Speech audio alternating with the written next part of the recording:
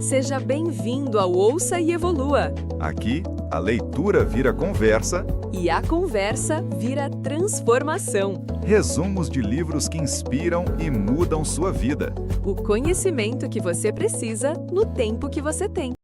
Sabe uma coisa que sempre me deixou assim pensativa? A gente sempre ouve falar da Babilônia, né? A cidade mais rica do mundo antigo, ouro para todo lado. Sim, um lugar quase mítico. Exato. Mas como que nesse cenário, com tanta riqueza, algumas pessoas ficavam podres de ricas e outras que começaram com as mesmas chances, mal conseguiam, sabe, pagar as contas? Essa pergunta é o centro de tudo, né? Totalmente. E é o ponto de partida para a nossa conversa de hoje. A gente vai mergulhar fundo num clássico, O Homem Mais Rico da Babilônia, e também dar uma olhada numa visão mais moderna, num vídeo da Art Academy. E a nossa ideia aqui é ir além de só resumir. É quase como, sei lá, uma escavação nessas ideias. A gente quer desenterrar os princípios de finanças que estão escondidos nessas parábolas e ver se eles ainda valem hoje, Exato. Será que um conselho de 6.000 anos atrás... da época de carruagem e tabuinha de argila. Isso. Será que isso pode ajudar alguém a ter segurança financeira hoje, no meio desse caos digital de cartão de crédito e tudo mais? É um bom teste.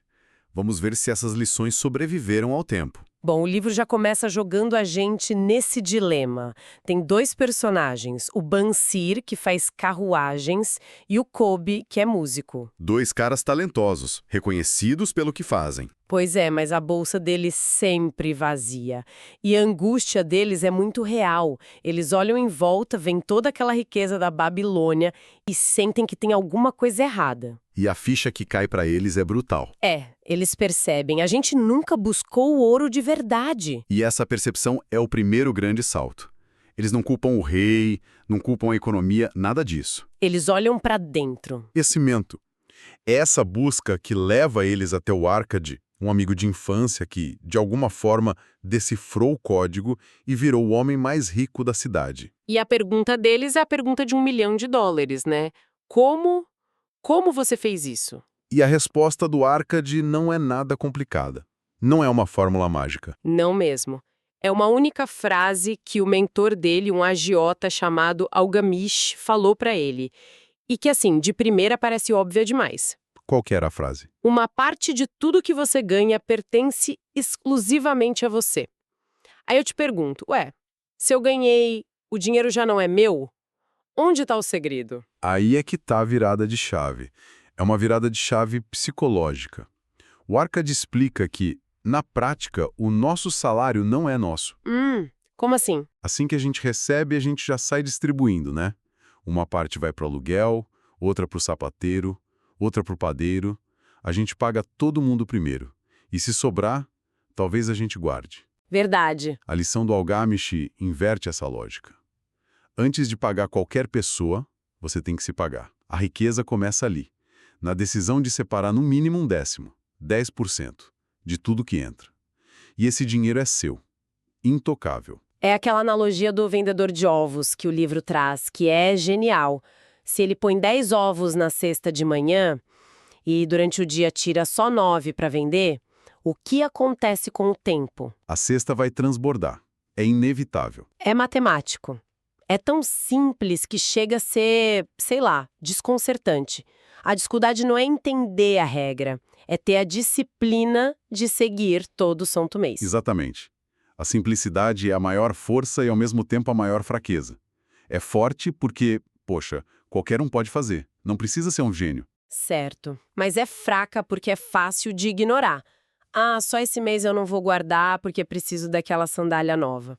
A disciplina de separar os 10% é a base, o alicerce de tudo que o livro vai construir depois. E a partir daí a coisa fica mais prática. O rei da Babilônia percebe que a cidade é rica, mas o povo é pobre. E pede pro Arcade, criar um curso para a população. Um plano de ação. Isso. E ele estrutura tudo nas 7 soluções para a falta de dinheiro. Os 3 primeiros passos são a fundação de tudo. O primeiro, claro, é esse que a gente já falou. Comece a encher sua bolsa guardando os 10%. O segundo é onde a maioria escorrega. Controle seus gastos. E o livro traz uma observação sobre a natureza humana que é genial.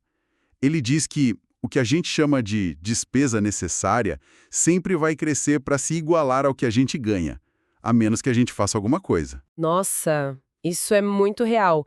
Se o salário aumenta 1.000, magicamente as nossas necessidades também aumentam 1.000. O vídeo da Arata Academy descreve isso de um jeito perfeito. Como? Diz que os nossos desejos são como ervas daninhas num jardim. Se a gente não controlar, elas sufocam as plantas que importam de verdade. A solução, então, é ter um orçamento e ser muito honesto na hora de separar o que é essencial do que é só um desejo. E o terceiro passo fecha esse ciclo inicial. Multiplique seus rendimentos. O dinheiro que você guardou não pode ficar parado, ele tem que trabalhar para você. A metáfora dos escravos dourados, né? Fantástica. Cada moeda guardada tem que ser um escravo dourado que trabalha para você. E o trabalho deles é gerar mais moedas, os filhos dourados, que por sua vez geram mais moedas, os netos dourados. Em termos modernos, investir, construir um exército de ativos que te gere renda. Certo, então o plano é guardar o dinheiro, controlar os gastos para sobrar mais e botar esse extra para trabalhar. Parece bom, mas um exército sem defesa é um alvo fácil, né? Exato. Imagino que não é só investir, tem que proteger o dinheiro. Foi o que aconteceu com o próprio Arcade no começo, não foi? Ele cometeu um erro bem feio. Um erro clássico. E a quarta solução é justamente sobre isso. Proteja seu tesouro contra a perda. O Arcade, todo empolgado com as primeiras economias dele, entregou tudo para um amigo, o Asmur, que era oleiro. Um oleiro? Um oleiro, que teve a brilhante ideia de viajar para comprar joias raras e revender. O resultado? Asmur foi enganado, comprou um monte de vidro colorido e o Arcade perdeu tudo. Putz. A lição é dura, mas é clara. Só peça conselho de investimento para quem entende daquele assunto. Não peça dica de ação para o padeiro, a menos que ele também seja um investidor experiente. É o equivalente a hoje em dia entrar num esquema de pirâmide de cripto que um parente que não entende nada indicou. A promessa de lucro fácil é a isca. O livro defende que é melhor ter um retorno pequeno e seguro do que arriscar perder tudo. A segurança do principal vem primeiro. Sempre. E a quinta solução para mim é a mais controversa hoje em dia. Faça do lar um investimento lucrativo. Ah, essa dá pano pra manga. A lógica do livro para a época era perfeita. Ter casa própria elimina o aluguel, libera mais dinheiro para investir e ainda dá mais bem-estar para a família. Mas será que isso ainda se aplica 100% hoje? Pois é, essa é a questão. Com o preço de imóvel nas alturas, trabalho remoto que deixa a gente mais nômade, a ideia de se amarrar num financiamento de 30 anos parece menos atraente, né? A análise da Arata Academy traz exatamente essa nuance moderna. A ideia de ter um lar é poderosa, mas a decisão tem que ser mais calculada. Tem que pôr na ponta do lápis o custo total de um financiamento, com juros, imposto, manutenção, e comparar com alugar e investir a diferença. Para muita gente hoje que valoriza a mobilidade, talvez alugar seja até mais inteligente financeiramente em certos momentos. Exato. Não tem uma resposta única. Faz sentido. E as duas últimas soluções olham para o longo prazo. A sexta é assegure uma renda para o futuro, que é basicamente planejar a aposentadoria, ter seguros. Mas a sétima, para mim, é a que muda o jogo. Ah, essa é a alavanca. Aumente sua capacidade de ganhar. Exato. As 6 primeiras regras são sobre gerenciar o que você já tem. A sétima é sobre aumentar o fluxo de entrada. O Arcade diz que a riqueza cresce conforme a pessoa se torna mestre no que faz. Estudar, praticar, se tornar mais hábil, entregar mais valor.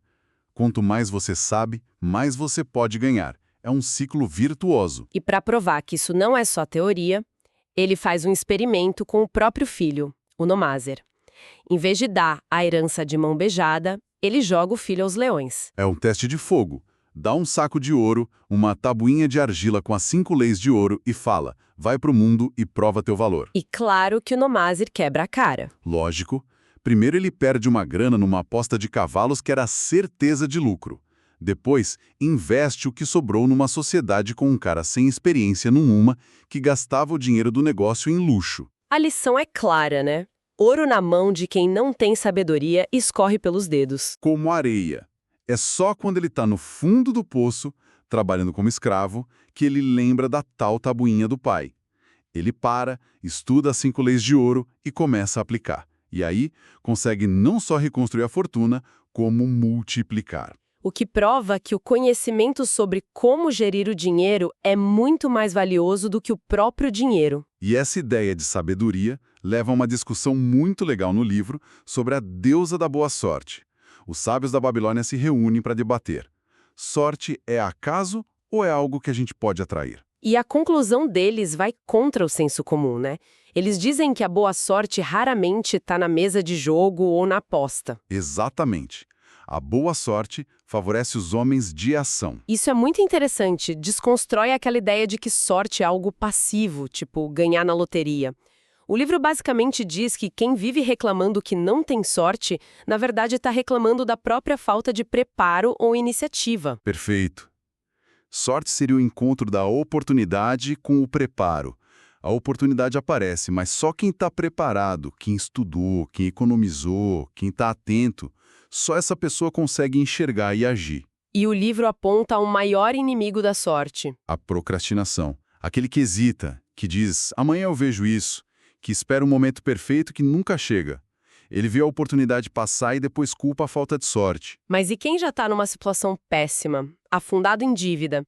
Aí parece impossível aplicar qualquer coisa disso. Sim, parece. E o livro tem uma das histórias mais fortes justamente sobre isso, a jornada do Dabasir, um cara que foge das dívidas e acaba vendido como escravo. A história do Dabasir é sobre redenção.